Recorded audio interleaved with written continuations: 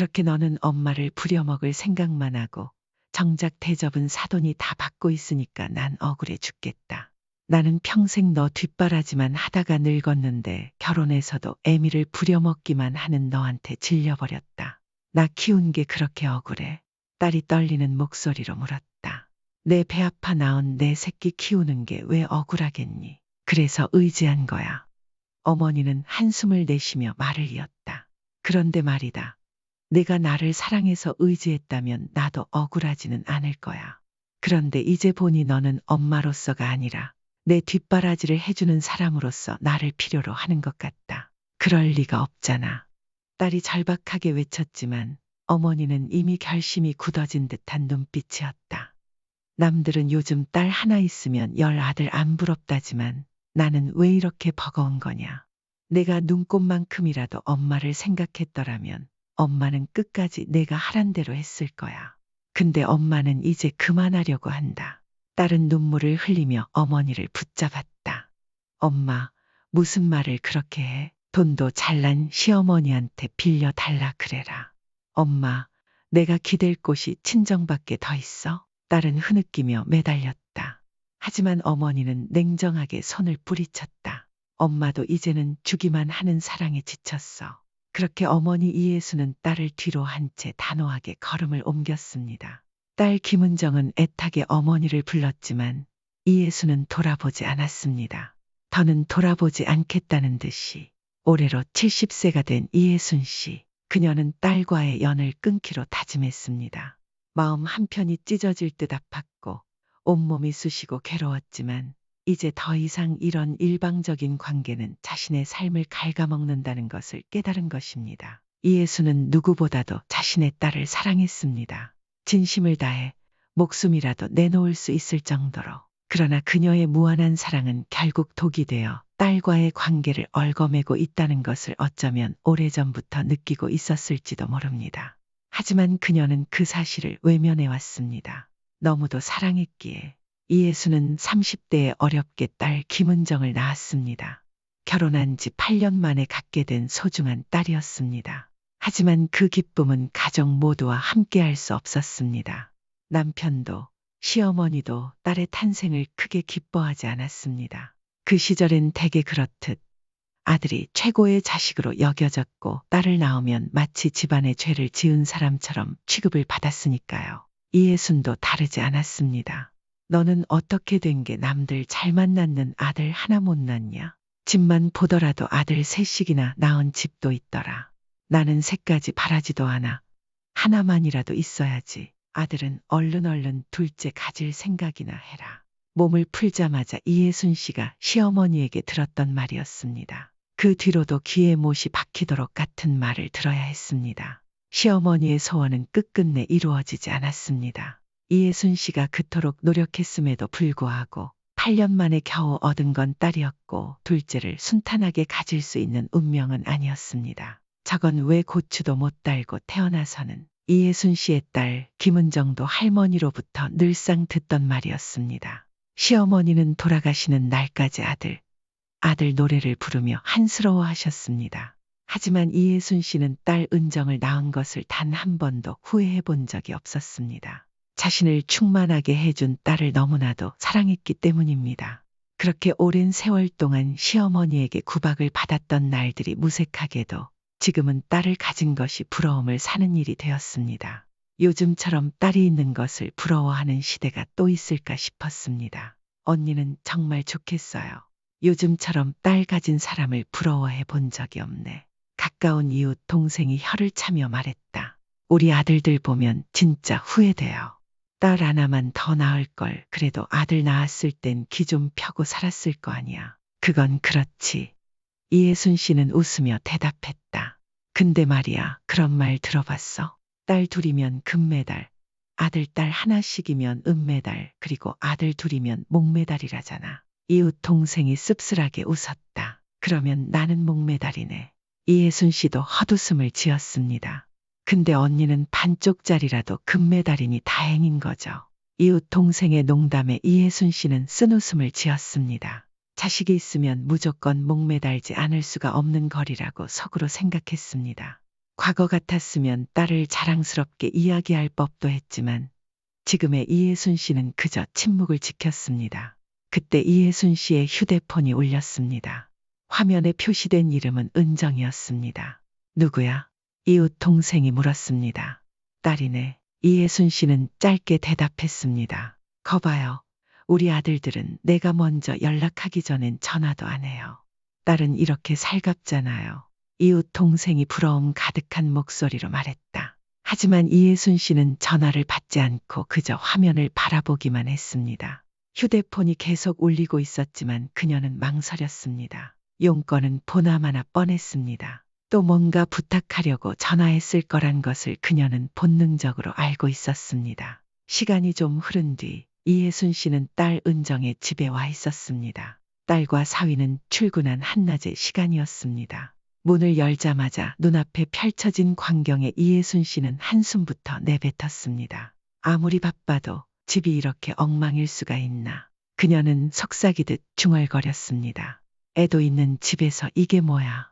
하지만 이내 애가 있으니 쫓아다니면서 치우는 것도 보통 일이 아니겠다는 생각이 머리를 스쳤습니다. 신발을 벗고 들어선 이해순 씨는 제일 먼저 고무장갑부터 끼웠습니다. 주방엔 산처럼 쌓여있는 그릇들, 프라이팬과 냄비들이 널려 있었습니다. 그야말로 요리를 할 엄두조차 나지 않는 환경이었습니다. 어휴, 이래서야 어떻게 밥을 해먹겠다고 투덜거리면서도 손놀림은 멈추지 않았습니다. 설거지를 시작한 그녀의 손은 바쁘게 움직였습니다. 쌓인 그릇들을 하나하나 닦아내며 그녀는 더러운 물에 손을 담그는 것도 아랑곳하지 않았습니다. 설거지를 마치자마자 음식물 쓰레기통이 눈에 들어왔습니다. 한가득 넘쳐흐르는 음식물 쓰레기를 보고 그녀는 다시 한숨을 쉬었습니다. 냉장고 문을 열자 유통기한이 한참 지난 음식들이 잔뜩 쌓여 있었습니다. 아니, 이제는 음식이라고 부르기 어려운 쓰레기들이 냉장고를 차지하고 있었습니다.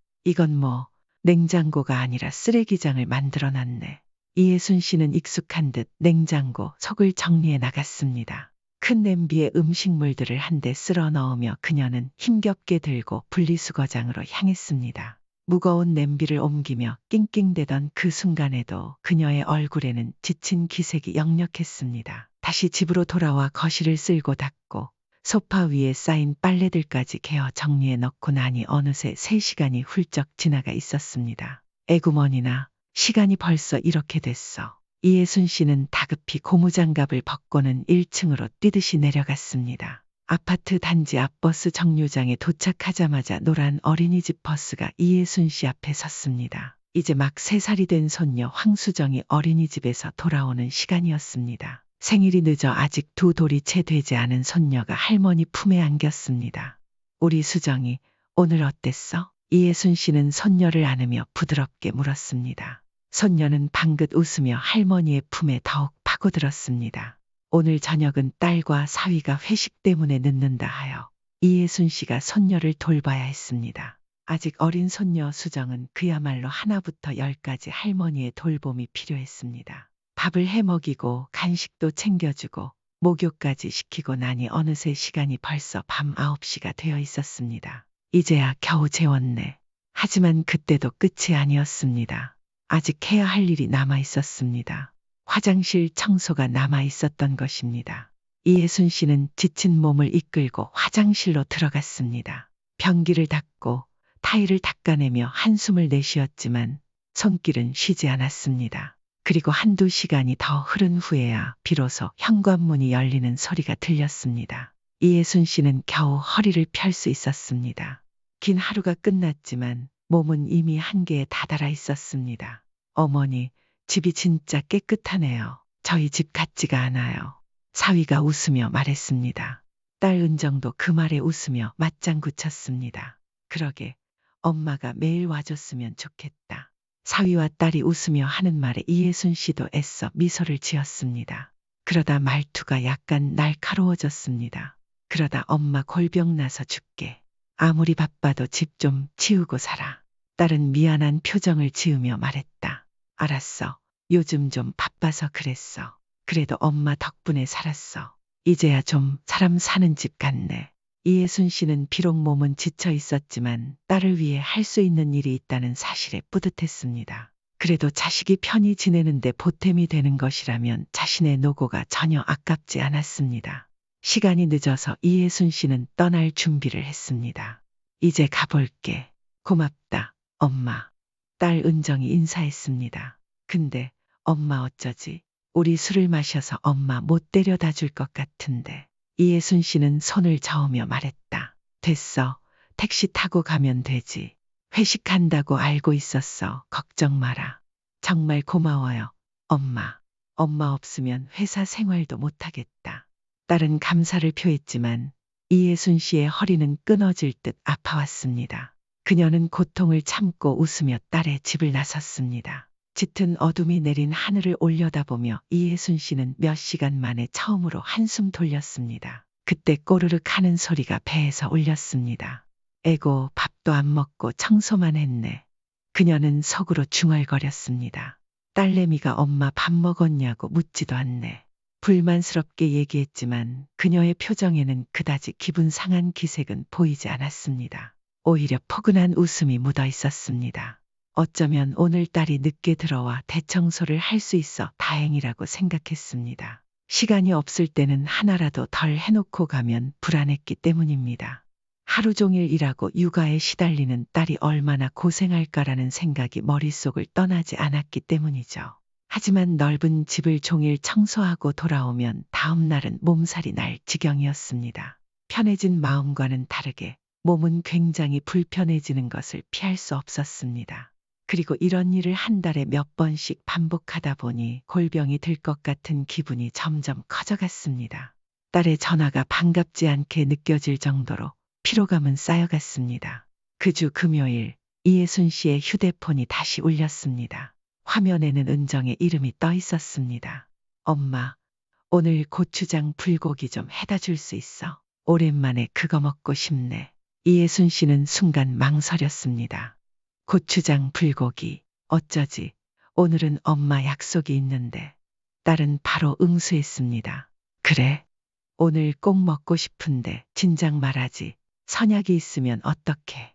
요즘 마트에도 많이 팔잖아. 오늘만은 마트에서 사다 먹어라. 마트에서 파는 거랑 비교가 돼? 엄마가 해준 게 먹고 싶어서 그러는 거잖아. 딸의 아쉬워하는 목소리에 이예순 씨는 잠시 침묵했습니다. 딸의 목소리에서 느껴지는 그 간절함은 이예순 씨의 마음을 흔들었습니다. 한숨을 쉬면서도 딸이 자신이 해준 음식을 꼭 먹고 싶다고 하는 게 이예순 씨의 마음 한편에서는 내심 기분이 좋았습니다. 그래, 내 음식을 먹고 싶어 하는 건 나름대로 나를 필요로 한다는 거니까. 그녀는 스스로를 그렇게 타일렀습니다. 아휴, 알았다. 오늘 해다 줄게. 수정이도 내가 데리고 들어갈까? 그래주면 진짜 고맙지, 엄마. 딸의 밝은 목소리가 들려왔습니다. 딸과 전화를 끊고도 이예순 씨는 한동안 휴대폰을 내려놓지 못했습니다. 아쉬운 마음으로 그녀는 결국 다른 약속 상대에게 전화를 걸었습니다. 어쩌지, 오늘 못 만날 것 같네. 우리 딸이 급한 일이 있다고 해서 미안해. 다음에 내가 한턱 쏠게. 전화를 끊으면서 그녀는 스스로에게 중얼거렸습니다. 정말로 딸밖에 모르는 바보가 맞구나. 그렇게 딸을 위해 서둘러 장을 봐왔습니다.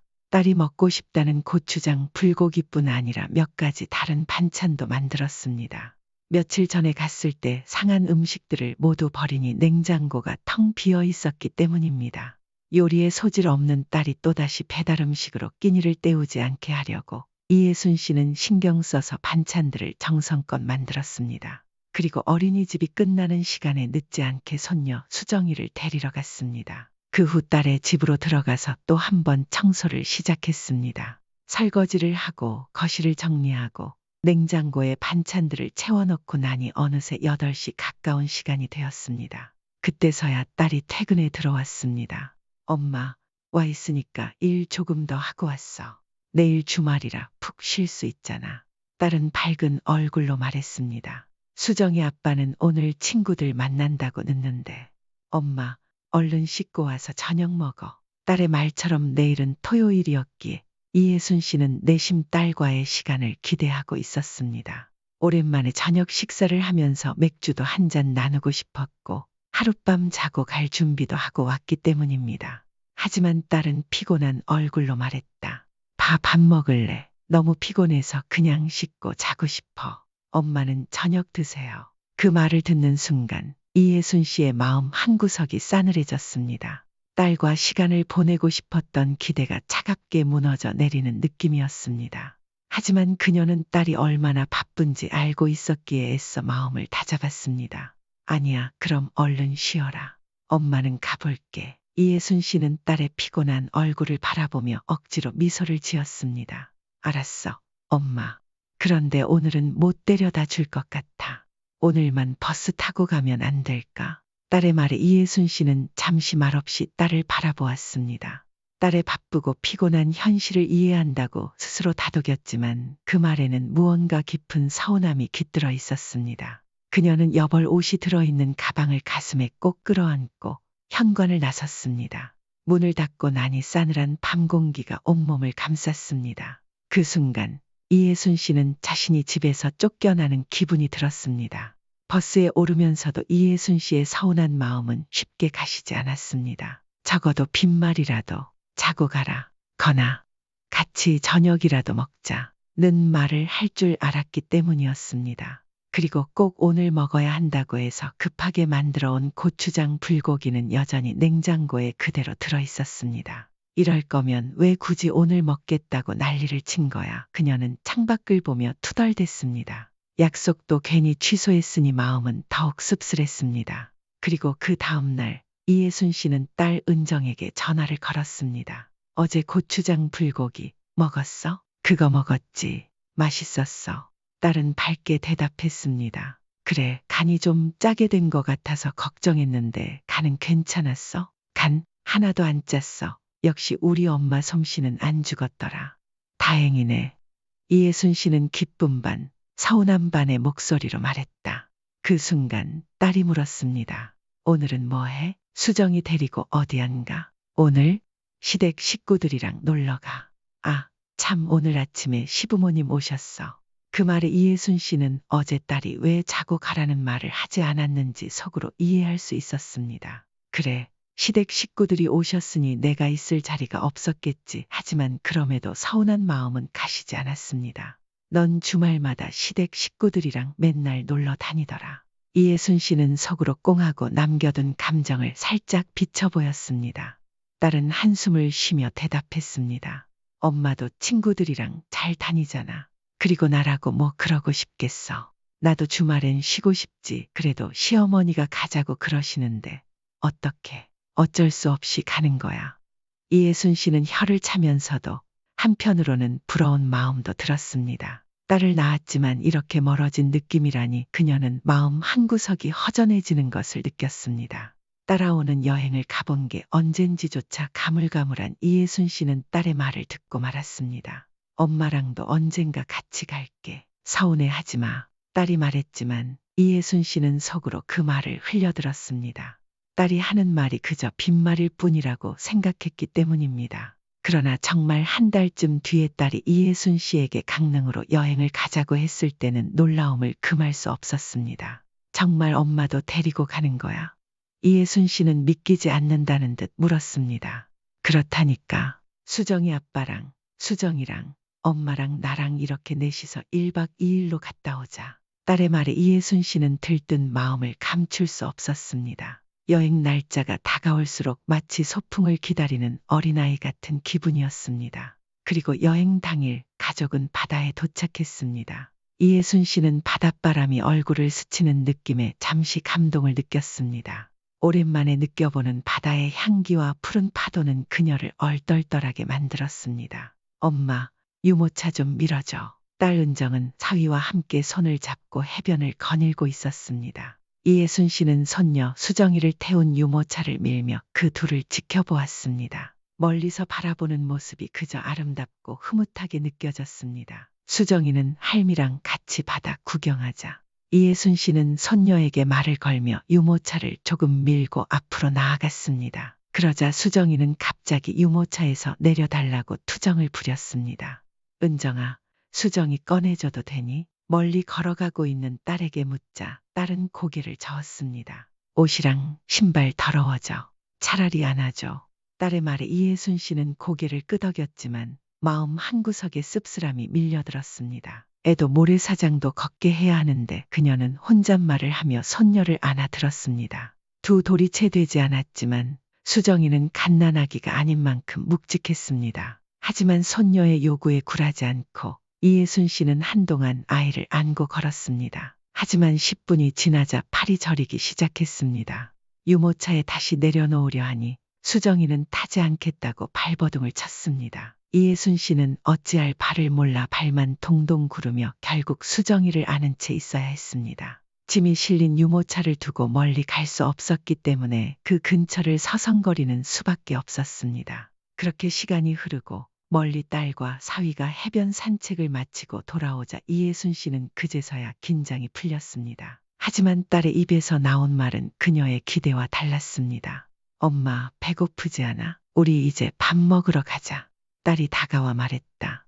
이예순 씨는 아직 바다를 충분히 구경하지 못했기에 아쉬움이 남았습니다. 좀 더 이 순간을 즐기고 싶은데 하지만 딸의 말이니 어쩔 수 없다는 듯이 그녀는 고개를 끄덕였습니다. 여태 안 하고 뭐 했어? 여기가 다 바다인데 그냥 서 있으면 바다 구경 아니야? 딸의 농담 같은 말에 이예순 씨는 애써 미소 지었지만 그 속에서 느껴지는 무심한 태도의 마음 한편이 아려왔습니다. 딸과 사위는 유모차를 밀며 식당으로 향했고 뒤에 남겨진 이예순 씨는 손녀 수정이를 고쳐 안고 딸을 따라갔습니다. 식당에 들어가서 의자에 수정이를 앉힌 뒤 이예순 씨는 깊은 한숨을 내쉬었습니다. 팔이 떨어져 나갈 것처럼 아팠습니다. 아이고, 이제 다 컸네, 수정이.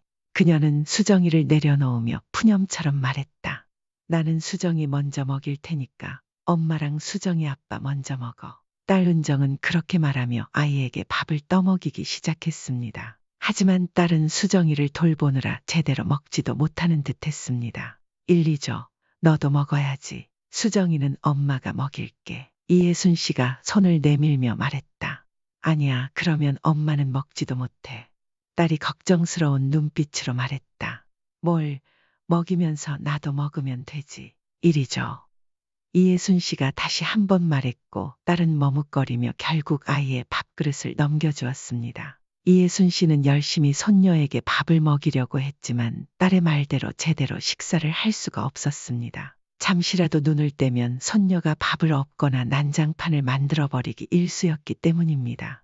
결국 모두 밥을 먹는 둥 마는 둥 하고 식당을 나섰습니다. 애를 어떻게 계속 안고 다녀? 좀 내려놓고 걸어 다니게 해. 이예순 씨가 딸에게 조심스럽게 말했다. 이따가 숙소에 들어가서 씻기면 되지. 걸어 다니라고 내려줘.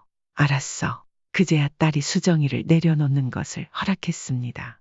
이예순 씨는 손녀가 모래사장을 걸어 다니는 모습을 흐뭇하게 지켜보며 잠시나마 바다를 느껴볼 수 있을까 기대했지만 손녀는 여기저기 흩어지듯 뛰어다녔습니다. 그 모습을 보고 결국 수정이를 따라다니는 것도 이예순 씨의 몫이 되었습니다. 해가 지기 시작하고 결국 다 같이 숙소로 돌아왔을 때 이예순 씨는 녹초가 되어 있었습니다. 하루 종일 쫓아다니며 바다를 제대로 구경한 기억도 없이 손녀 뒤만 졸졸 따라다녔던 기억뿐이었습니다. 오늘 진짜 좋았어. 오랜만에 이렇게 나오니까 그치? 엄마? 딸 은정이 행복한 얼굴로 물었습니다. 이예순 씨는 딸의 얼굴을 보며 피곤한 몸을 억지로 움직여 웃었습니다. 그래, 너라도 즐거운 날이 됐다면 뭐 다행이지. 엄마, 재미없었어? 엄마 바다 좋아하잖아. 딸이 물었지만 이예순 씨는 머리를 저으며 미소 지었습니다. 아니야, 재미있었어. 하지만 그 말은 현실과는 달랐습니다. 너무나 피곤했고 딸의 기대를 저버리고 싶지 않아서 그렇게 말했을 뿐이었습니다. 그러자 딸이 말했다. 수정이 재우고 나서 맥주 한 잔 마실까? 오랜만에 바다도 보고 좋은데. 평소 같았으면 이예순 씨도 그 제안을 기쁘게 받아들였겠지만 오늘은 그런 기운조차 남아있지 않았습니다. 나는 일찍 잘래. 얼른 침대에 눕고 싶어. 이예순 씨는 침대 생각에 무거운 몸을 이끌고 말했다. 그러자 사위가 다가와 말했다. 그러면 수정이랑 수정이 엄마랑 어머니랑 셋이서 큰 침대에서 주무세요. 저는 여기가니 침대에서 혼자 잘게요. 이예순 씨는 손녀 수정이 옆에 누워서 이불을 덮었습니다. 온종일 손녀를 안고 쫓아다니고 먹여주면서 쌓인 피로는 이미 한계를 넘어선 상태였습니다. 피곤이 몸 구석구석을 파고들어 눕자마자 금세 잠에 빠져들었습니다. 잠자리가 바뀌어서인지 이예순 씨는 잠결에 깨어났습니다. 불이 아직 꺼지지 않은 상태였고 몸을 일으키려는데 딸과 사위가 두런두런 대화 나누는 소리가 들려왔습니다. 둘이 오붓하게 마시는 거겠지라고 생각하며 다시 눈을 감고 이불을 고쳐 덮었습니다. 이번 명절에는 용돈 어떻게 드리지? 은정의 목소리가 들려왔습니다. 그러게 다음 우리 엄마 생신이고 돈 나갈 일이 너무 많네. 사위도 피곤한 듯 말했다. 그러면 우리 엄마는 10만 원만 드리자. 은정의 목소리가 이어졌습니다. 그 말을 듣고 이예순 씨는 본능적으로 귀를 기울였습니다. 그 순간 사위가 대답했습니다. 그래도 어떻게 그래? 똑같이 드려야지. 그렇다고 어머니한테도 10만 원 드릴 순 없잖아. 어머니 성격에 가만히 계시겠어? 나중에 하시면 서운해하실 거야. 말 안 하면 엄마가 어떻게 알아? 그리고 설령 안다고 해도 우리 엄마는 그런 걸로 서운해하지 않아. 돈 쓸 일도 별로 없고 걱정하지 마. 이예순 씨는 속이 쓰라렸습니다. 딸이 자신보다 시집을 더 신경 쓰는 것을 알고는 있었지만 이렇게 직접 듣게 되니 그 감정은 더욱 남달랐습니다. 잠깐의 침묵이 흐르고 딸 은정이 자리를 치우고 일어나 잠자리에 들었습니다. 불이 완전히 꺼지고 딸과 사위의 숨소리가 들려올 때까지도 이예순 씨는 도저히 다시 잠들 수 없었습니다. 손녀 수정이가 뒤척이면서 침대 끝까지 밀려난 이예순 씨는 조용히 몸을 일으켰습니다. 그녀는 거실 소파로 향해 그곳에 웅크리고 누웠습니다. 그 순간 문득 지금 내가 여기서 뭐 하고 있는 건가라는 생각이 스쳐 지나갔습니다. 자신이 너무 초라하게 느껴졌습니다. 딸에게 자신은 마치 시어머니 다음, 남편 다음, 손녀 다음 그리고 그 다음 모든 일이 끝난 후에야 한번 뒤돌아보는 존재인 듯했습니다. 언제나 뒷전이었습니다. 한때는 자신이 딸을 위해 든든한 버팀목이라고 생각했는데 이제는 그것이 아니었을 수도 있다는 생각이 들었습니다. 10만 원이라는 금액 자체는 전혀 중요하지 않았습니다. 하지만 딸에게 자신이 어떤 존재로 여겨지는지 그 대화를 통해 엿본 것 같은 기분이 들었습니다. 엄마니까 딸이 가장 편하게 의지할 수 있는 존재니까. 이예순 씨는 스스로를 달래보려 했습니다.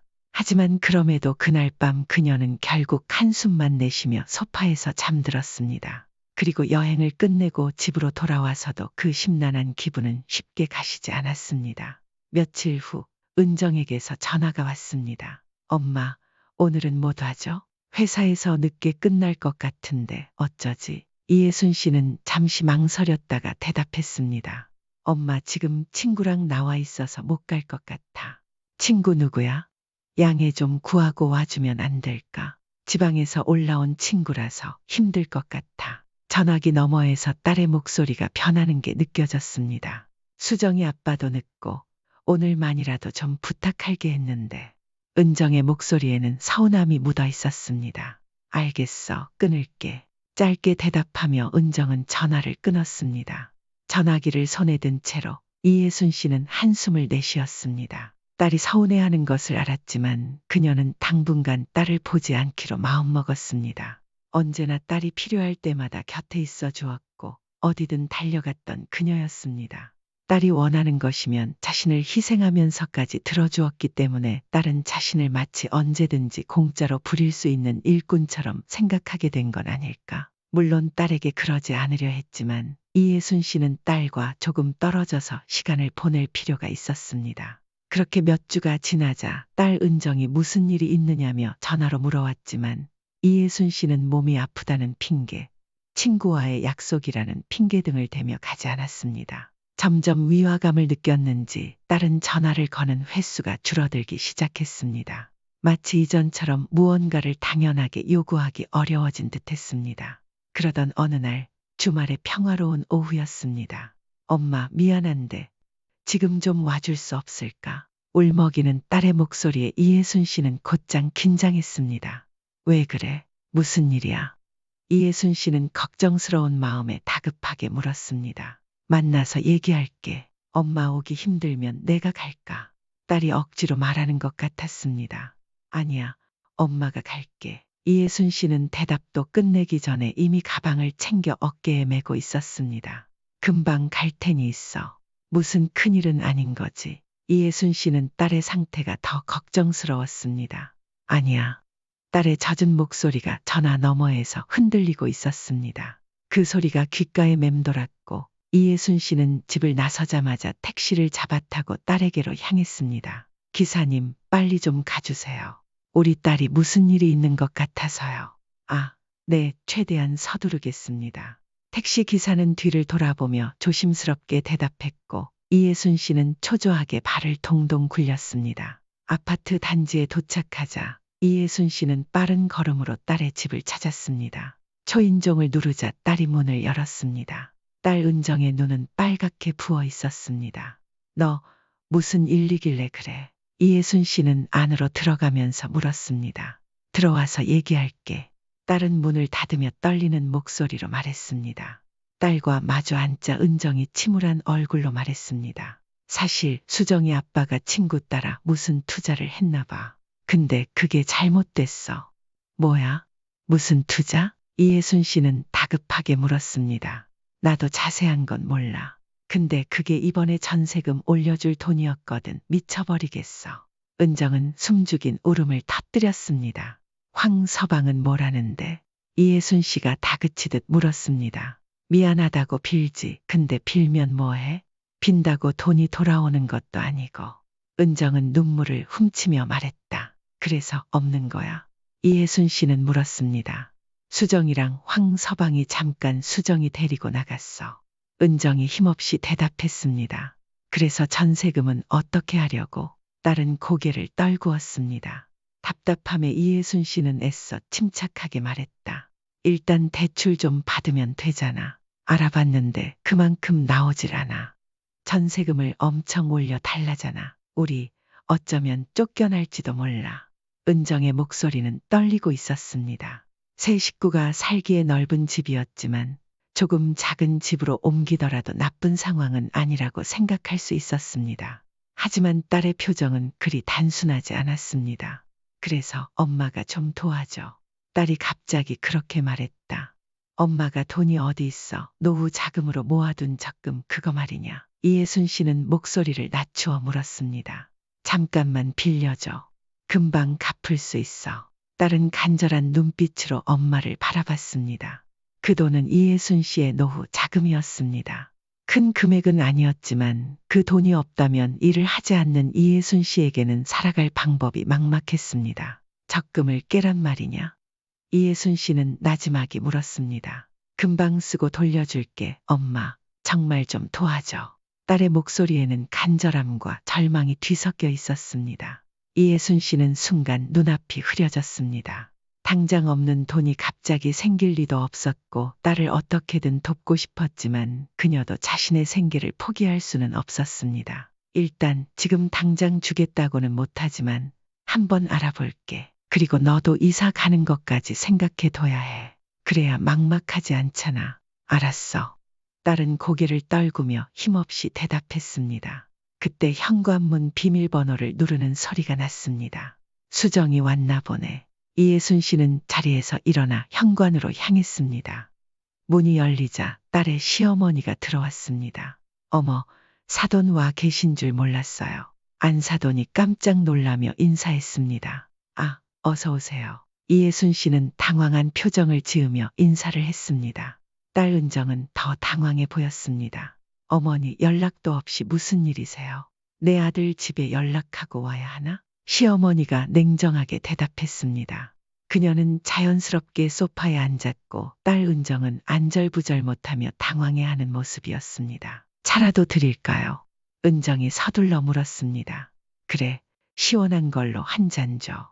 딸에게 물 한 잔 받아본 적도 없는 이예순 씨는 속으로 쓴웃음을 지으며 콧방귀를 뀌었습니다. 사돈도 여기 오셔서 같이 한잔하세요. 안사돈이 이예순 씨에게 말했지만 불편한 자리에 앉아 차를 마시기엔 분위기가 너무 냉랭했습니다. 딸은 시어머니에게 민망하지 않으려는 듯 초조하게 주변을 치우고 있었습니다. 이예순 씨는 딸의 그 모습을 보며 마음이 쓰라렸습니다. 은정아, 너 좀 앉아. 시어머니 오셨는데 이리 치우기만 하면 되겠니? 이예순 씨는 한숨을 쉬며 딸 대신 차를 준비하려고 자리에서 일어났습니다. 한동안 이예순 씨가 딸의 집에 오지 않았기에 집안은 여기저기 지저분해져 있었습니다. 이예순 씨는 아무 말 없이 하나둘 정리를 시작했습니다. 사위가 친구 따라 투자한 일로 딸의 불안정한 마음을 느낀 이상 가만히 있을 수가 없었습니다. 그러자 시어머니가 멀리서 말했습니다. 무슨 청소를 그렇게 하세요? 자식 집인데 그런 걸로 흉 보지 않아요. 말은 그렇게 했지만 사돈은 우아하게 소파에 앉아 차만 마시고 있었습니다. 이예순 씨는 휴지통을 비우려고 화장실로 들어갔습니다. 화장실까지 정리하며 청소하던 그녀는 문득 이 상황이 너무 이상하다는 생각이 들었습니다. 사람들은 딸이 있으면 좋다는데 이게 그 좋은 상황인가? 그녀는 속으로 중얼거렸습니다. 그래도 이미 시작한 청소였기에 마무리하지 않을 수 없었습니다. 대충 청소를 끝내고 나왔을 때 이예순 씨의 앞서픈 흠뻑 젖어 있었습니다. 그녀는 옷을 털며 나와 딸을 돌아보았습니다. 옷을 갈아입었으면 좋겠다고 말하고 싶었지만 딸의 눈치는 그럴 상황이 아님을 말해주고 있었습니다. 은정은 계속 눈짓으로 현관을 가리켰습니다. 그 눈빛은 엄마, 이제 그만 집에 가요라고 말하는 것 같았습니다. 이예순 씨는 어이가 없었습니다. 돈 달라고 오라 그럴 땐 언제고 시어머니 오니까 땀 흘리며 청소해준 엄마는 쫓아내려 하다니 시어머니가 무슨 임금이라도 되는 것처럼 옆에서 시중들은 딸의 모습에 이예순 씨는 마음 한편이 찢어지는 듯했습니다. 딸이 시어머니의 입가에 묻은 물이라도 손으로 닦아줄 것 같은 태도를 보였기 때문입니다. 그래, 가자. 이예순 씨는 애써 차분한 목소리로 딸에게 말하며 자신의 가방을 챙겼습니다. 그 순간 사돈이 말을 걸어왔습니다. 아, 참 지난번에 주셨던 불고기 잘 먹었어요. 역시 사돈 음식 솜씨는 정말 좋네요. 불고기요. 이예순 씨는 되묻다가 오히려 사돈이 놀란 표정으로 물었습니다. 지난번에 저 먹으라고 고추장 불고기 해주셨잖아요. 은정이가 가져왔는데 아닌가. 그 말을 들은 딸 은정은 난처해졌는지 얼른 해명했습니다. 아, 네 엄마. 지난번에 그 고추장 불고기요. 그 순간 이예순 씨는 고추장 불고기를 했던 날이 떠올랐습니다. 약속도 취소하고 서둘러 고추장 불고기를 만들어 딸에게 가져다 주었던 날이었습니다. 그 모든 것이 결국 딸의 뱃속으로 들어가지 않고 사돈의 식탁에 올랐다는 사실에 그녀는 충격을 받았습니다. 아, 그거요. 이예순 씨는 웃음을 애써 숨기며 말했습니다. 제가 잠깐 깜빡했네요. 입에는 좀 맞으셨어요. 그럼요. 정말 맛있었어요. 사돈은 여전히 미소를 지으며 말했다. 은정이가 사돈이 해주신 걸 가져올 때마다 정말 맛있게 먹고 있어요.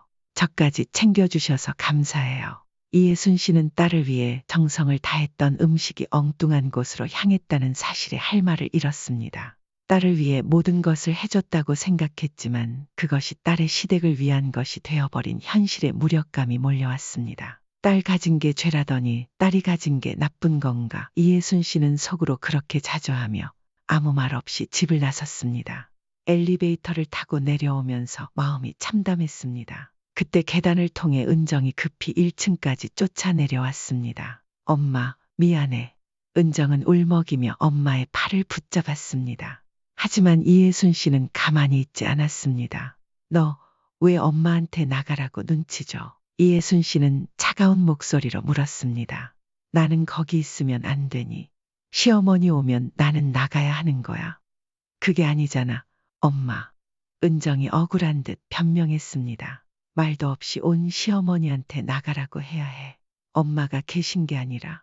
그래, 그러니까 왜 엄마를 쫓아내? 이예순 씨는 딸을 똑바로 쳐다보며 물었습니다. 내가 엄마를 쫓아내긴 엄마 갈 때 됐으니까 그런 거지. 은정은 목소리를 높이며 말했다. 그리고 엄마는 엄마잖아. 나 좀 이해해줘, 엄마. 엄마가 뭘 이해해야 하니? 이예순 씨는 목소리를 낮추었지만 더 날카로워진 눈빛으로 딸을 바라봤습니다.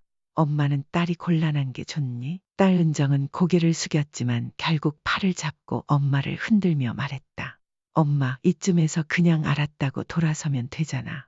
그러나 이예순 씨는 멈추지 않았습니다. 지금까지 속에 쌓여있던 모든 감정을 터뜨려야겠다는 생각이 들었습니다. 엄마가 있는 게 왜 너한테 곤란한 일이니? 그리고 너는 왜 엄마가 해준 음식을 사돈한테 준다고 말도 안 해? 이예순 씨의 목소리는 점점 더 커졌습니다. 엄마는 너 먹는 줄 알았어. 사돈 드린다고 했어도 해줬을 텐데.